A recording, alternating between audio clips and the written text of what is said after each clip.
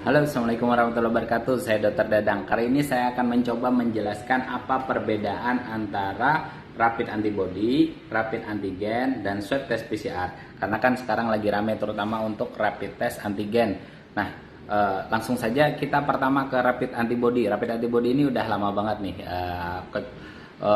Sudah dari pertama kali ada pandemi. Jadi rapid antibody ini, mohon maaf, dia diambil darahnya bisa dari ujung jari, terus bisa dari darah vena. Nah, rapid antibody ini kalau saya melogikakannya seperti satpam atau security yang berada di depan perumahan. Jadi kalau ada pos security di depan perumahan, dia biasanya berjaga khususnya untuk orang asing yang datang ke perumahan tersebut. Jadi dia bisa mencurigai nih ciri-cirinya orang. Misalnya ada orang baru, badannya tegap, pakai hitam semua, terus pakai kacamata hitam, terus maksud kedatangannya pasti akan ditanya, "Bapak mau ngapain ke sini? Mau nyari siapa? Mau ke rumah siapa?" Kalau dia tidak jelas, terus habis itu ada indikasi untuk berbuat yang macam-macam, langsung ditangkap sama dia. Nah, si rapid antibody seperti ini. Jadi dia bisa mendeteksi awal saja. Makanya dia tidak bisa dijadikan patokan untuk seseorang terdiagnosis COVID-19 ataupun tidak. Nah, gitu ya. Clear rapid antibody.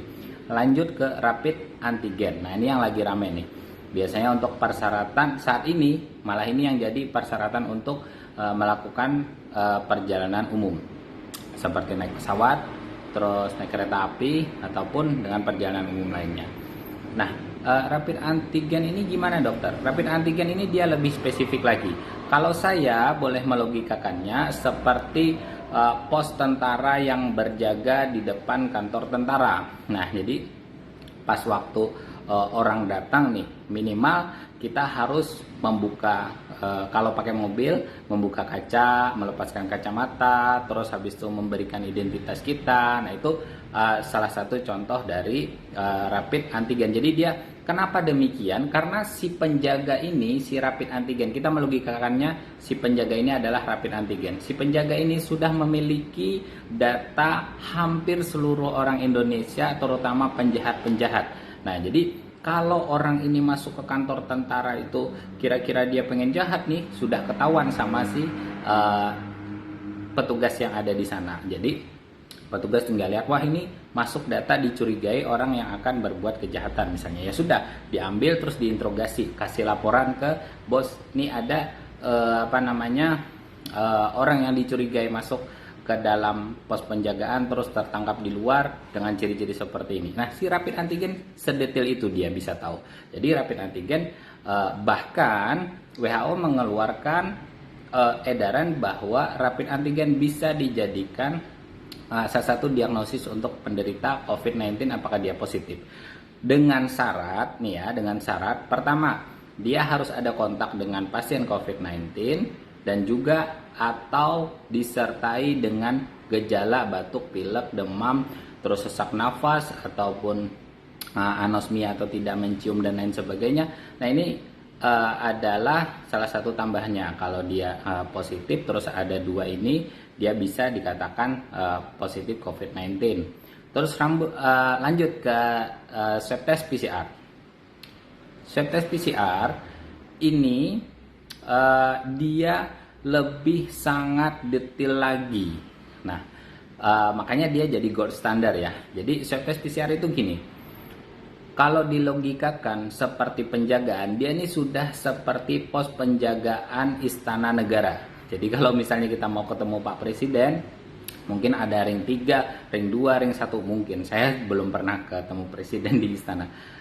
Jadi dia sudah memiliki data-data hampir semua orang yang ada di Indonesia. Bahkan mungkin sudah ada datanya. Dan yang pasti kita harus bikin janji dulu nih. Jadi si swab test PCR, mohon maaf, ini dia sudah tahu orang yang akan datang ke istana presiden. Terus orang ini siapa, latar belakangnya apa, lahirnya di mana, bahkan mungkin orang tuanya sudah tahu, keturunan-keturunannya juga sudah tahu.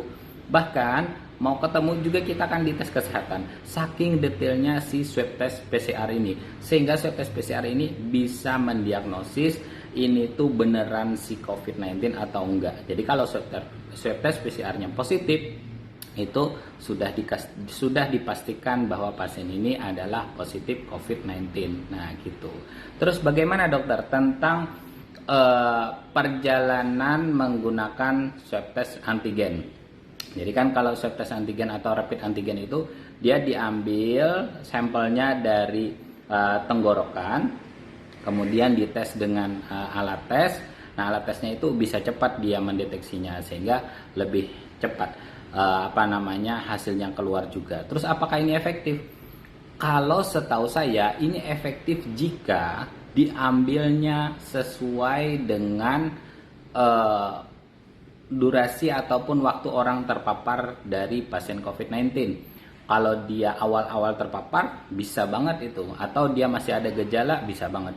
Tapi kalau dia pasiennya itu OTG atau tidak ada gangguan sama sekali, tapi ada si virus di dalam tubuhnya, itu kemungkinan besar tidak terdeteksi. Makanya tetap yang menjadi gold standar itu adalah swab test PCR. Dan makanya kalau WHO mengeluarkan selebaran bahwa swab test antigen atau rapid test antigen bisa dikatakan diagnosis dengan dia hasilnya positif atau dia terpapar pasien COVID-19 atau kontak erat dan juga memiliki gejala.